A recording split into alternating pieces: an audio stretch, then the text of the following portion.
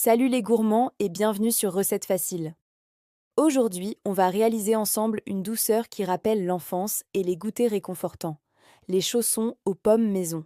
Et vous allez voir, c'est super simple, ultra rapide et tellement meilleur que ce qu'on achète. Le secret? Une pâte feuilletée bien croustillante et une compotée de pommes fondantes et parfumées. Allez, c'est parti, on file en cuisine. Pour nos délicieux chaussons, il nous faudra des ingrédients très simples. Vous aurez besoin de 2 belles pommes, de préférence des variétés qui tiennent bien à la cuisson comme les Golden ou les Royal Gala. Prenez aussi une pâte feuilletée pur beurre. C'est vraiment ce qui fera toute la différence au niveau du goût et du croustillant. On aura également besoin d'un sachet de sucre vanillé pour parfumer notre compote, de 50 g de sucre en poudre, d'un jaune d'œuf pour la dorure et d'un petit peu de beurre, environ 20 g. C'est tout. Vous voyez, je vous avais dit que c'était facile. On commence par la préparation de notre compotée de pommes. C'est le cœur de notre chausson, alors on va la chouchouter. D'abord, on épluche nos 2 pommes. On retire le trognon et les pépins, puis on les coupe en tout petits dés. Plus les morceaux sont petits, plus la compote sera fondante et facile à étaler. Mettez tous vos dés de pommes dans une petite casserole. Maintenant, on ajoute les saveurs. Versez les 50 g de sucre en poudre sur les pommes, ainsi que le sachet de sucre vanillé. Si vous aimez la cannelle, n'hésitez pas à en ajouter une petite pincée, ça se marie à merveille avec la pomme. Ajoutez également les 20 g de beurre. On va faire cuire tout ça à feu doux. Le but, c'est que les pommes cuisent doucement et se transforment en une compote légèrement caramélisée. Remuez de temps en temps pour que ça n'accroche pas au fond de la casserole. Pendant que nos pommes compotent tranquillement, on va s'occuper de notre pâte feuilletée. Déroulez-la délicatement sur votre plan de travail, en gardant le papier cuisson en dessous, c'est plus pratique. Pour former nos chaussons, on a besoin de découper des cercles dans la pâte. Vous pouvez utiliser un grand emporte-pièce, ou, si vous n'en avez pas, un bol ou une grande tasse fera parfaitement l'affaire. L'idée, c'est d'avoir des disques d'environ 12 à 15 cm de diamètre.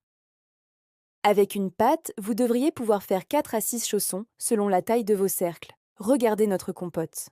Après une dizaine de minutes de cuisson, les pommes sont devenues bien tendres et légèrement dorées. Le jus a réduit et on obtient une sorte de confiture de pommes. Si vous préférez une texture plus lisse, vous pouvez écraser légèrement les morceaux avec une fourchette. Laissez-la tiédir quelques instants. Une compote trop chaude risquerait de détremper la pâte feuilletée, et on veut éviter ça pour avoir un maximum de croustillant. C'est le moment de l'assemblage, ma partie préférée. Prenez un de vos disques de pâte. Sur une moitié du disque, déposez une bonne cuillère à soupe de votre compote de pommes tièdes.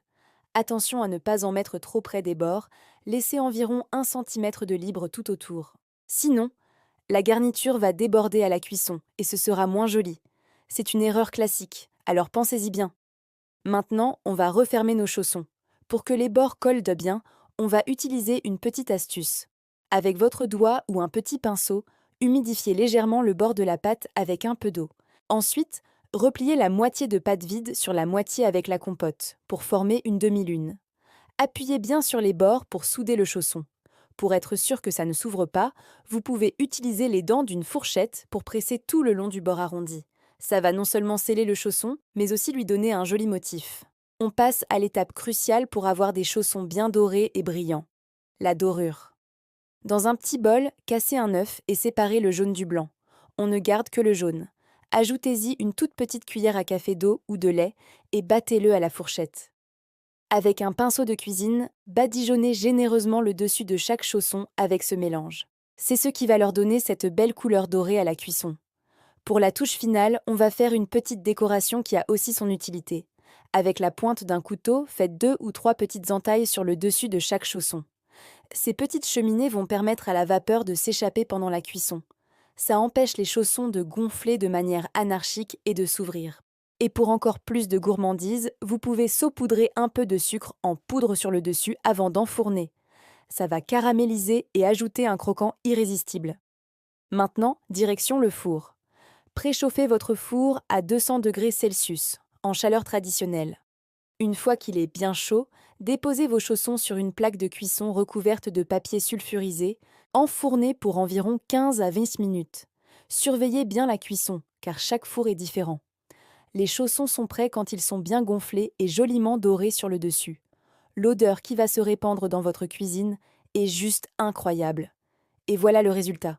Regardez-moi ces magnifiques chaussons aux pommes, bien dorés, bien croustillants. Laissez-les refroidir un petit peu sur une grille avant de vous jeter dessus, car la compote à l'intérieur est brûlante. Mais tiède, c'est là qu'ils sont les meilleurs.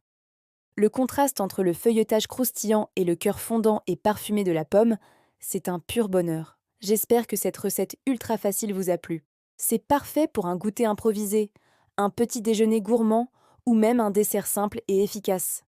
N'hésitez pas à me dire en commentaire si vous avez testé la recette et si vous l'avez personnalisée avec d'autres épices ou d'autres fruits.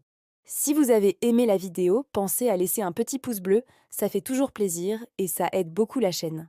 Et surtout, abonnez-vous pour ne manquer aucune de nos prochaines recettes faciles. Merci d'avoir regardé et à très bientôt pour une nouvelle vidéo gourmande. Ciao!